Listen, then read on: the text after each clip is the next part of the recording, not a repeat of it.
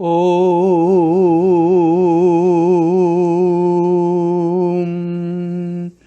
गुरुर्ब्रह्मा गुरुर्विष्णु गुरुर्देवो महेश्वराय गुरु साक्षात् परब्रह्म तस्मै श्री गुरुवे नमः। नित्यं शुद्ध निराभासं निराकारं निरंजनं नित्यबोधचिदानन्दं गुरुर्ब्रह्म नमाम्यहम्। यस्य पादप्रभातस्ता प्रपंचो भाति भासुराय तमहं सद्गुरु वन्दे पूर्णानंद चिदात्मकम्।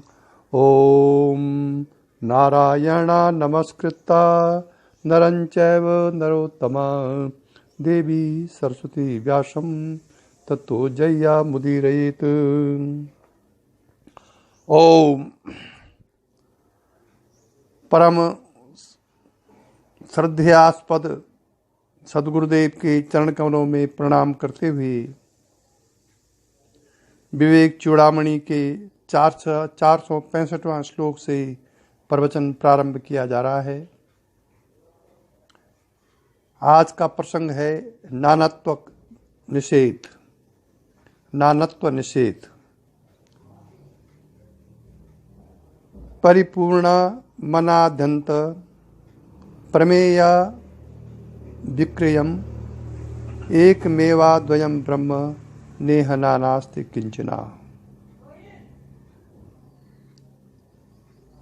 परिपूर्णम अनादि अंतम प्रमेयम अविक्रियम एकमेवाद्वयं ब्रह्म नेह नानास्ति किंचना। श्रुति कहती है कि वास्तव में सर्वत्र परिपूर्ण अनादि अनंत अप्रमेय और अविकारी एक अद्वितीय ब्रह्म ही है। उसमें और कोई नाना पदार्थ नहीं है। श्रुति वचन इसके स्पष्ट प्रमाण है कि एक ही ब्रह्म सर्वत्र व्याप्त है। सभी उसी के विभिन्न रूप मात्र हैं। वही ब्रह्म सर्वत्र परिपूर्ण अनादि अनंत अप्रमेय और अविकारी है। दूसरा कोई तत्व सृष्टि में है ही नहीं। फिर ये सभी भिन्न भिन्न दिखाई देने वाले पदार्थ अन्य किसकी रचना हो सकती है। जिस प्रकार विज्ञान एक ही मूल तत्व ऊर्जा को स्वीकार करता है, उसी प्रकार अध्यात्म का मूल तत्व एकमात्र ब्रह्म ही है, अन्य कोई पदार्थ नहीं है। सद्घनम चिद्घनम नित्यम आनंद घनम अक्रियम एकमेवाद्वयं ब्रह्म नेह नानास्ति किंचना। वह एक ही ब्रह्म सर्वत्र व्याप्त है। संपूर्ण सत्ता उसी की है जो सत चित्त व आनंद स्वरूप है। साथ ही वह अक्रिय भी है। उसमें क्रिया नहीं होती, बल्कि वह समस्त क्रियाओं का साक्षी है। वैसा दूसरा कोई पदार्थ है ही नहीं।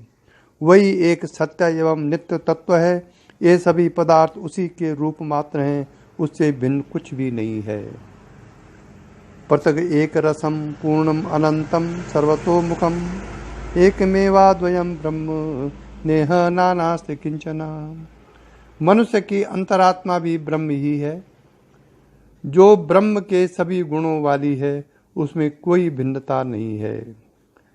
अहे अह इयम नुपादेयम मनादेया मनाश्रियम एकमेवाद्वयं ब्रह्म नेह नानास्ति किंचना। उस ब्रह्म का न त्याज्य है, न वह गणनीय हो सकता है। कोई दूसरा कोई तत्व त्यागने एवं ग्रहण करने वाला है ही नहीं। वह किसी अन्य में स्थित भी नहीं हो सकता, न उसका कोई आधार ही है, क्योंकि उसके सिवा दूसरा कोई है ही नहीं। यही एकमात्र सत्य है। उसमें नाना पदार्थ है ही नहीं।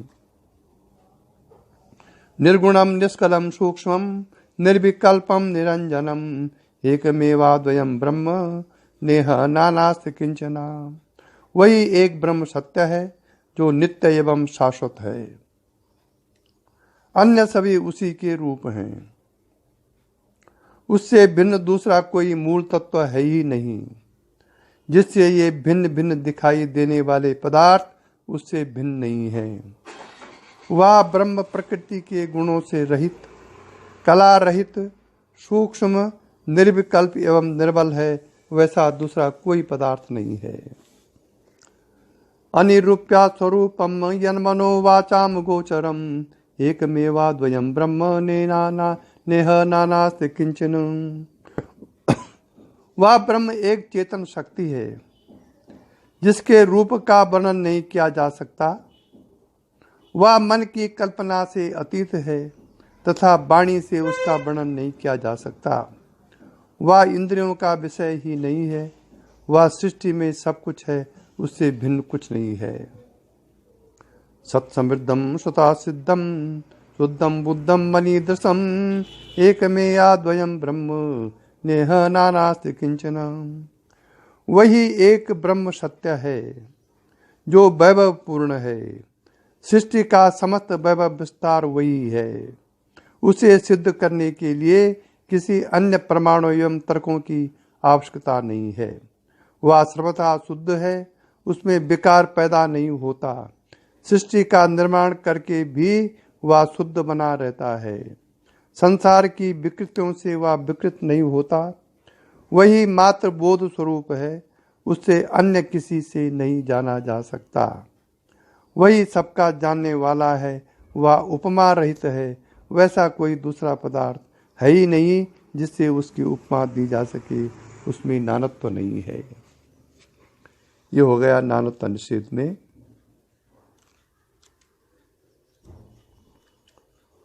ओम। अब है 11वां प्रकरण, आत्मानुभव के उपदेश। आत्मा के उपदेश, आत्मा के अनुभव के जो उपदेश हैं, ये इस प्रकरण में दिया गया है। निरस्त रागा बिनरस्त भोगा, निरस्त रागा बिनरस्त भोगा, शांता सुदांता यतयो महंता, विज्ञाय तत्वं परमं एतदन्ते प्राप्ता परम निर्मित आत्मयोगा। जिनका किसी भी वस्तु में राग नहीं है और भोग का भी सर्वथा अंत हो गया है, तथा जिनका चित्त शांत एवं इंद्रिय संयत हैं, वह महात्मा सन्यासी जन ही इस परम तत्व को जानकर अंत में इस अध्यात्म योग के द्वारा परम शांति को प्राप्त हुए हैं। संसार में जितने भी दुख हैं तथा जिनसे मनुष्य को जन्म मरण के चक्कर से गुजरना पड़ता है,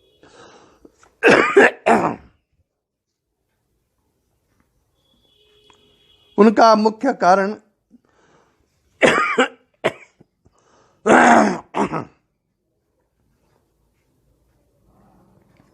अनित्य वस्तुओं में राग,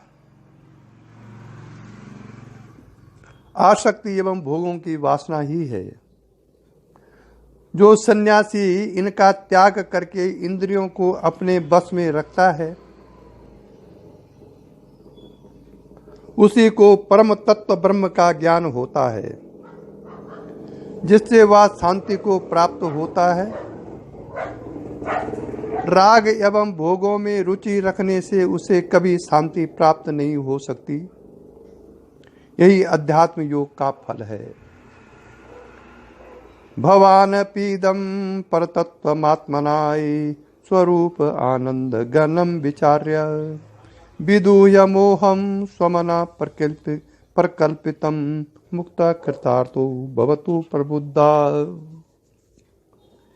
अतः हे वत्स, तुम भी आत्मा के इस परम तत्व और आनंद घन स्वरूप का विचार करते हुए अपने मना कल्पित मोह को छोड़कर मुक्त हो जाओ और इस प्रकार अज्ञान निद्रा से जागकर कृतार्थ हो जाओ।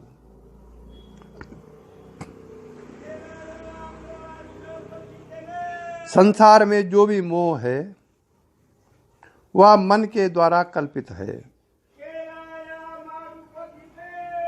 मन ही विषयों की ओर भागता है, जिससे वह आत्मस्वरूप को भूल जाता है। इसलिए मुक्ति की इच्छा करने वाले को इस मिथ्या मोह का त्याग करके केवल उस परम तत्व ब्रह्म को ही अपना स्वरूप मानकर उसी पर विचार करना चाहिए, जिससे वह इन संसार बंधनों से मुक्त हो सके। समाधिना साधु विनश्चलात्मना पश्चात्म तत्व स्फुटबोध चक्षुषा निसंशया सम्यक बेचिद्यच्युत पदार्थो न पुनर्विकल्पयेत।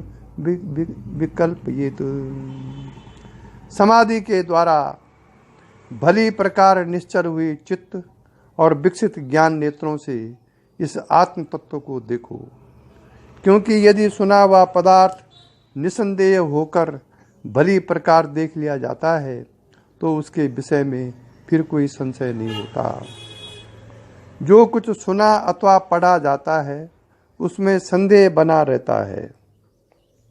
इसलिए आत्मज्ञान की इच्छा रखने वाले को उसका प्रत्यक्ष दर्शन करना चाहिए, जिससे सभी प्रकार के संदेह मिट जाएं। उस परम तत्व ब्रह्म का दर्शन केवल समाधि में ही संभव है। जब चित्त पूर्णतया शांत हो जाता है, वह परम तत्व इन आंखों से नहीं देखा जा सकता, बल्कि ज्ञान नेत्रों से उसका प्रत्यक्ष बोध होता है। इसके बाद समस्त भ्रांतियां समाप्त हो जाती हैं। स्वस्या अविद्या बंध संबंध मोक्षात् सत्य ज्ञानांद रूपात्म लब्धो शास्त्रम युक्तिर्देशिको प्रमाणम चांता सिद्धा स्वानुभूति प्रमाणम। अपने अज्ञान रूप बंधन का संसर्ग छूट जाने से जो सच्चिदानंद स्वरूप आत्मा की प्राप्ति होती है, उसमें शास्त्र, युक्ति, गुरु वाक्य और अंतःकरण से सिद्ध होने वाला अपना अनुभव प्रमाण है। शास्त्रों में पढ़कर, युक्ति एवं प्रमाणों द्वारा सिद्ध करके तथा गुरु वाक्य द्वारा ब्रह्म के विषय में जो कुछ जाना जाता है वह आगम एवं अनुमान प्रमाण है। किंतु समाधि अवस्था में जब अज्ञान रूपी बंधन का नाश हो जाता है तो शुद्ध अंतःकरण में स्वयं को जो प्रत्यक्ष अनुभव होता है कि यही ब्रह्म है, यही आत्मा है, जो मेरा वास्तविक स्वरूप है, वह प्रत्यक्ष प्रमाण है तथा यही सच्चा अनुभव है। बंधो मोक्षश्च त्रिपश्चः चिंता आरोग्य क्षुदादया स्वयनैव वेद्या यज्ञानम परेशामानुमानिकम। कुछ वस्तुएं जिनका अनुभव स्वयं को ही होता है, उन्हें दूसरों को दिखाया नहीं जा सकता। जैसे बंधन, मोक्ष, तृप्ति, चिंता, आरोग्य, भूख आदि का स्वयं को ही अनुभव होता है, इन्हें दूसरों को दिखाया नहीं जा सकता। दूसरे उनके लक्षण देखकर इनका अनुमान मात्र लगा सकते हैं। इसी प्रकार ब्रह्म का अनुभव भी निजी है, जिसका अनुभव व्यक्ति को स्वयं को ही होता है। दूसरे उसके लक्षणों के अनुसार अनुमान मात्र कर सकते हैं कि इसे आत्मज्ञान हुआ है, प्रत्यक्ष रूप से नहीं जान सकते। अनुमान मात्र कर सकते हैं आत्मज्ञानी के लिए, प्रत्यक्ष रूप से आप भी नहीं जान सकते, दूसरा कोई नहीं जान सकता है। तटस्थिता बोधयन्ति गुरुवा श्रुतयो यथा प्रज्ञेयेव तरेर विद्वान ईश्वरानुगृहीतया। श्रुति के समान गुरु भी ब्रह्म का केवल तटस्थ रूप से ही बोध कराते हैं। विद्वान को चाहिए कि अपनी ही ईश्वरानुगृहीत बुद्धि से उसका साक्षात अनुभव करके इस संसार सागर से पार हो जाए। गुरु भी बोध नहीं करा सकता। अगर वो करते हैं तो केवल तटस्थ रूप से बोध करा सकते हैं, आपको अंगुली से दिखा सकते हैं, मतलब संकेत कर सकते हैं कि जो तुझको हो रहा है यही बोध है। करना आपको स्वयं पड़ेगा। जिस प्रकार श्रुति तत्वमसि वाक्य द्वारा व्यक्ति को ब्रह्म का परोक्ष अनुभव कराती है, उसी प्रकार समाधि अवस्था में जब शिष्य को ब्रह्म का अपरोक्ष अनुभव होता है तो गुरु भी उसको कहता है कि यह तू ही है, तो यह भी तटस्थ अनुभव ही है। देखने वाला स्वयं शिष्य ही है। गुरु इसे नहीं जान सकता कि उसे ब्रह्म का साक्षात्कार हुआ है अथवा नहीं। शिष्य के कहने अनुसार वह कहता है कि वह तू ही है। शिष्य को यह अनुभव कोई दूसरा नहीं करा सकता, बल्कि स्वयं की प्रज्ञा ईश्वर के अनुग्रह से प्राप्त बुद्धि से ही ब्रह्म का साक्षात अर्थात उपरोक्त अनुभव होता है। इसी से वह संसार सागर से पार हो जाता है। यह प्रज्ञा ईश्वर के अनुग्रह से ही प्राप्त होती है, व्यक्ति का प्रयत्न यहाँ काम नहीं आता। स्वानुभूत्या स्वयं ज्ञात्वा स्वमात्मान अखंडितम संसिद्धा समुखम तिष्ठेन निर्विकल्प कलात्मनात्मनि। अपने अनुभव से अखंड आत्मा को स्वयं जानकर सिद्ध हुआ पुरुष निर्विकल्प भाव से आनंद पूर्वक सदा आत्मा में स्थित रहे। आत्मा का अनुभव स्वयं को ही होता है। किसी दूसरे द्वारा किया गया अनुभव उसके काम नहीं आता।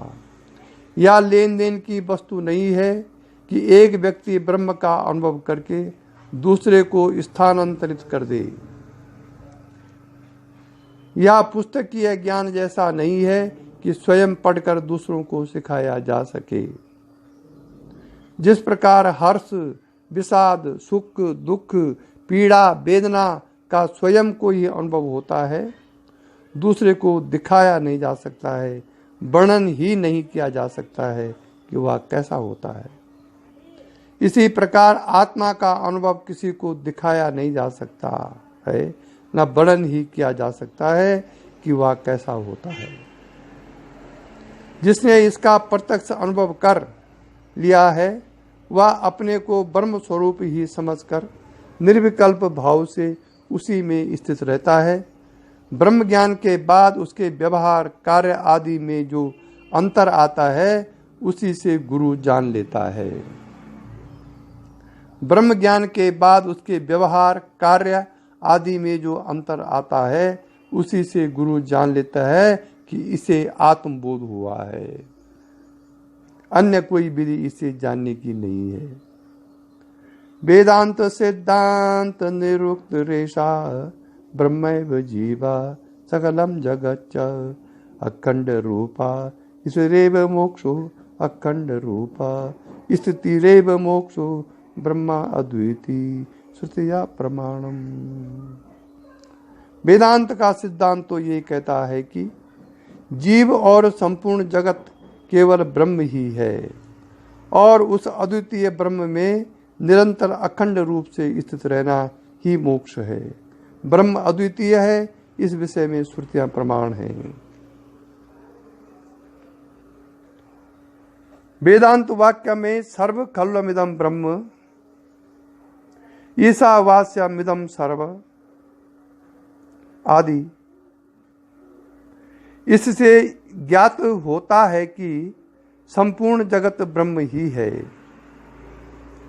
क्योंकि ब्रह्म के सिवा अन्य कोई पदार्थ है ही नहीं। फिर जगत की रचना ब्रह्म के सिवा अन्य किससे हो सकती है। इसलिए उस ब्रह्म में निरंतर स्थित रहना ही मोक्ष है। मोक्ष कोई स्थान विशेष नहीं है जहाँ जाया जाए, बल्कि ब्रह्म भाव में लीन रहना ही मोक्ष है। बोधोपलब्धि इति गुरुवचनांश्रुति प्रमाणात् परमवगम्य सत्य तत्वम् आत्मयुक्ताया प्रसमिति करना समाहितात्मा क्वचित चला कृतिरात्मा निष्ठतो भूत। इस प्रकार गुरु के श्रुति प्रमाण युक्त वचन और अपनी युक्तियों द्वारा परमात्म तत्व को जानकर चित्त और इंद्रियों के शांत हो जाने से कोई एक शिष्य निश्चल वृत्ति से आत्मस्वरूप में स्थित हो गया। आत्मबोध के लिए श्रुति वचन, गुरु वचन एवं भगवत कृपा तीनों आवश्यक हैं।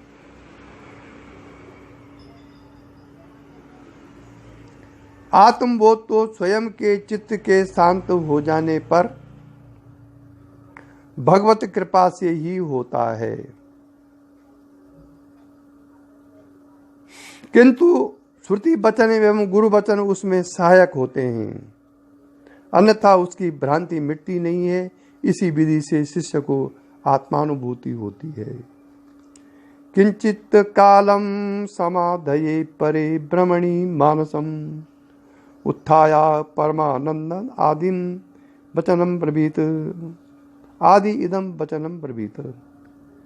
शिष्य को परब्रह्म का बोध हुआ, जिससे कुछ समय वह समाधि में स्थित रहकर परमानंद का रस पान करता रहा।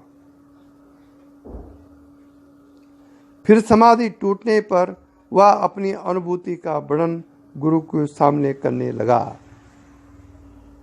क्या वर्णन करने लगा? बुद्धिर्विनिष्ठा गलिता प्रवृत्तिर परमात्मनोरे एक तयादिगत्या इदम न जाने प्यनिदम न जाने किम वा कियम द्वा सुखमत्य पारम। अब उससे से वर्णन कर रहा है आत्मबोध का। अहो, ब्रह्म और आत्मा की एकता का ज्ञान होने पर मेरी बुद्धि तो एकदम नष्ट हो गई है, सारी प्रवृत्ति दूर हो गई। अब मुझे न इदम प्रत्यक्ष वस्तु का ज्ञान है और न इनदम अप्रत्यक्ष का, और न मैं यही जानता हूं कि अपार आनंद कैसा और कितना है। समाधि के स्थिति में तत्वमसि महावाक्यों द्वारा जब गुरु शिष्य को ब्रह्म एवं आत्मा की एकता का बोध कराता है, तो शिष्य उस एकात्म भाव से स्थित हो जाता है।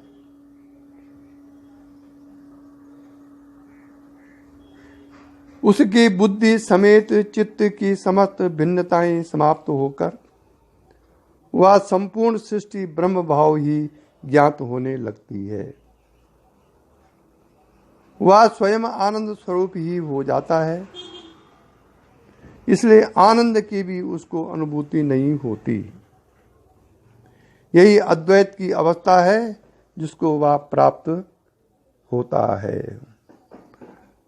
वाचा वक्तुम अशक्यमेव वाचा वक्तुम शक्यमेव मनसा मंतुम न शक्यते स्वानंदामृत पूरितिर परब्रह्मां बुंदेर वैभवम अम्बो राशि विशीर्ण वार्षिक शीला भावम भजन में मनु यस्यां विलीन मधुना आनंद आत्मा निर्वृतम। जलराशि समुद्र में पड़कर गले हुए वर्षा कालिक ओलों की अवस्था को प्राप्त हुआ मेरा मन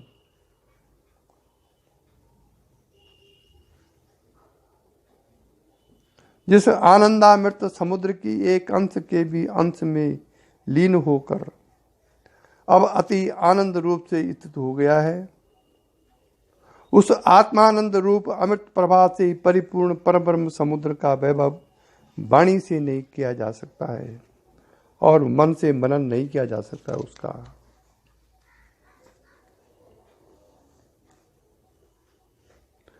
जिस प्रकार ओला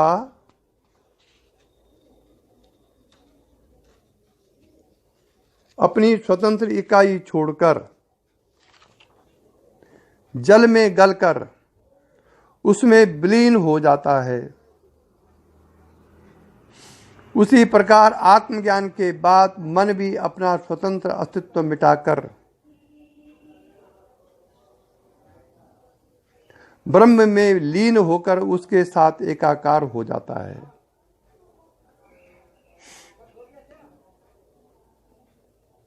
जिससे उसको परमानंद की अनुभूति होती है, जिसका न मन से मनन किया जा सकता है, न वाणी से उसका वर्णन ही किया जा सकता है। क्वगतम केन वा नीतम कुत्रम लीनमिदं जगत् अधुनैव मया दृष्टम नास्तिं किब महद अद्भुतम। या संसार कहाँ चला गया, उसे कौन ले गया, या कहाँ लीन हो गया। अहो बड़ा आश्चर्य है, जिस संसार को मैं अभी देख रहा था वह कहीं दिखाई नहीं देता। आत्मज्ञान के बाद व्यक्ति को समस्त जगत ब्रह्ममय ही ज्ञात होने लगता है। जगत, जीव, आत्मा आदि में उसे किसी प्रकार की भिन्नता का अनुभव नहीं होता।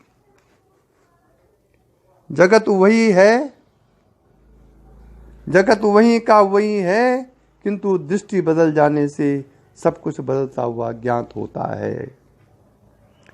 के हेयम किम उपादेयम किम मन्यत्ति विलक्षणम अखंडानंद पीयूष पूर्णे ब्रह्म महार्णवे।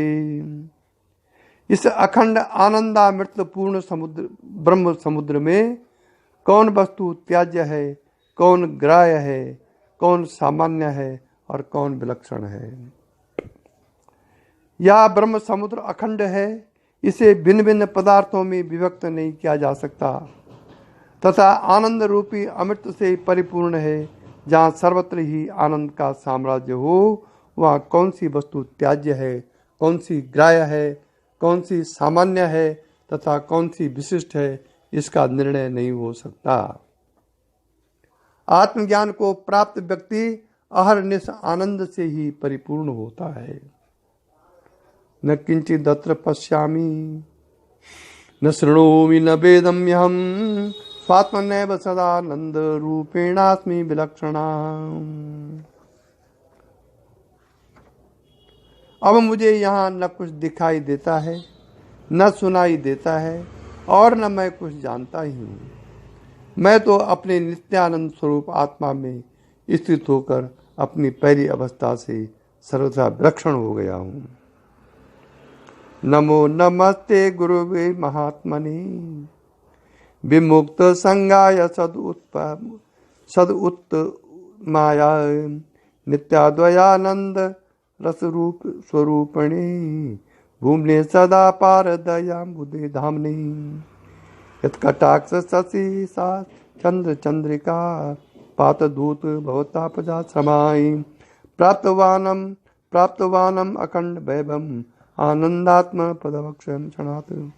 जिसके कृपा कटाक्ष रूप चंद्र की स्निग्ध चंद्रिका के संसर्ग से संसार तापजन्य श्रम को दूर हो जाने से मैंने क्षण भर में अखंड ऐश्वर्य और आनंदमय अक्षय आत्म पद प्राप्त किया है। उन संग रहित संत शिरोमणि नित्य अद्वितीय आनंद रस स्वरूप अति महान और नित्य अपार दया सागर महात्मा गुरुदेव को मैं बारंबार नमस्कार करता हूँ। गुरु वह है जो स्वयं आत्मज्ञानी हो, अन्य कोई गुरु नहीं हो सकता।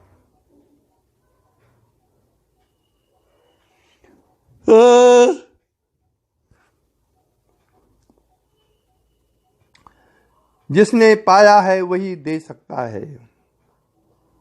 ऐसे गुरु की कृपा से ही शिष्य को आत्मज्ञान हुआ तथा ब्रह्म और आत्मा की एकता का बोध हुआ, जिससे शिष्य भाव विभोर होकर ऐसे गुरु को बार बार नमस्कार करता है। कैसे गुरु को? आत्मज्ञानी गुरु को। गुरु होना चाहिए आत्मज्ञानी, संसार ज्ञानी नहीं होना चाहिए। अब शिष्य को जब आत्मज्ञान हो गया तब गुरु क्या बोलता है शिष्य, धन्यो अहम कीर्तो अहम विमुक्तो अहम भवग्राहात नित्यानंद स्वरूपो अहम पूर्णो अहम तदनुग्रहात। गुरु कृपा से शिष्य को बोध हुआ तथा उसने जाना कि मैं स्वयं जीव नहीं बल्कि आत्मा हूँ जो सर्वत्र परिपूर्ण है तथा नित्यानंद स्वरूप है। इसी ज्ञान से वह संसार में बंधन से मुक्त हुआ। असंगो अहम अनंगो अहम लिंगो अहम भंगुरा प्रशांतो अहम अनंतो हम मलो अहम चिरंतना।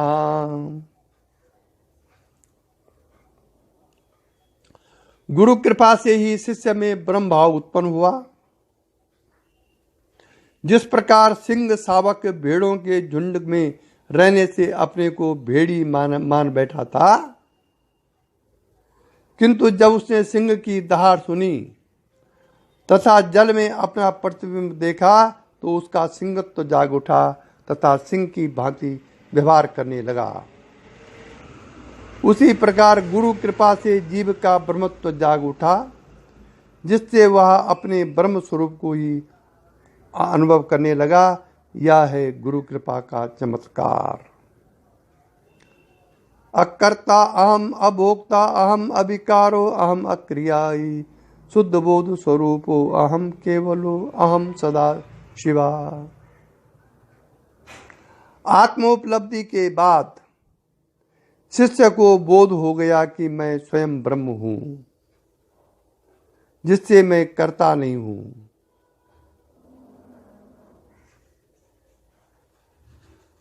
विषयों का भोक्ता भी नहीं हूं।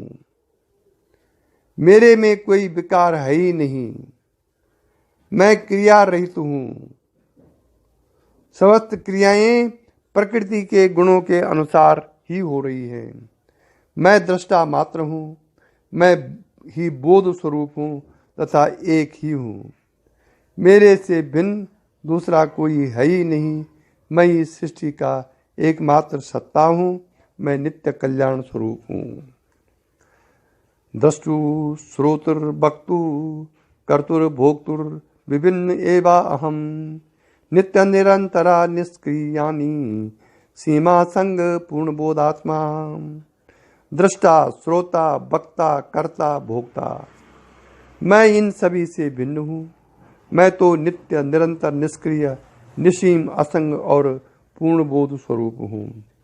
ब्रह्मानुभूति के बाद शिष्य को अनुभव हुआ कि मैं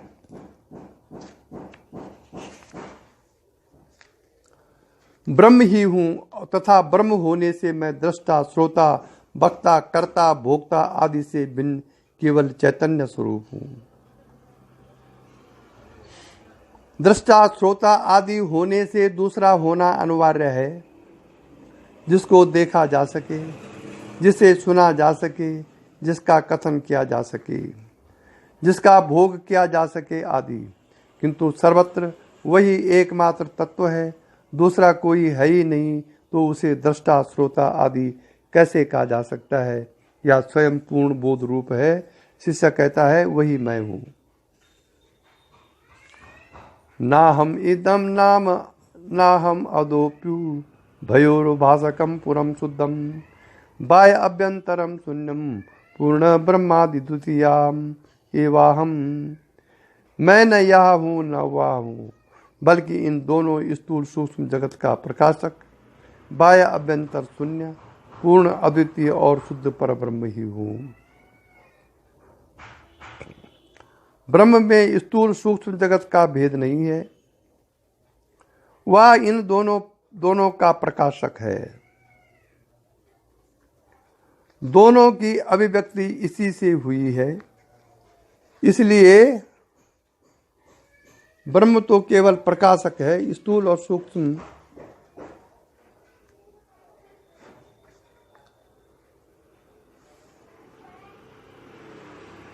का प्रकाशक है। ब्रह्म स्थूल जगत और सूक्ष्म जगत का प्रकाशक है। बाह्य अभ्यंतर शून्य, बाह्य और अंदर शून्य है। वो पूर्ण है, अद्वितीय है और शुद्ध ब्रह्म पर ब्रह्म ही हूँ।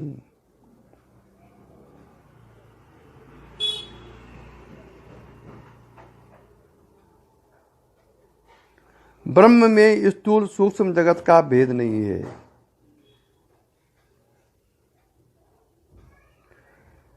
निरुपम मनादि तत्वम त्वमहमिदं मद इति कल्पना दूरम नित्यानंदैक रसम सत्यम ब्रह्मादि अद्वितीयम मेवा अहम। जो उपमा रहित अनादि तत्व तू मैं यह वह आदि की कल्पना से अत्यंत दूर है, वह नित्यानंद एक रस स्वरूप सत्य और अद्वितीय ब्रह्म ही मैं हूँ।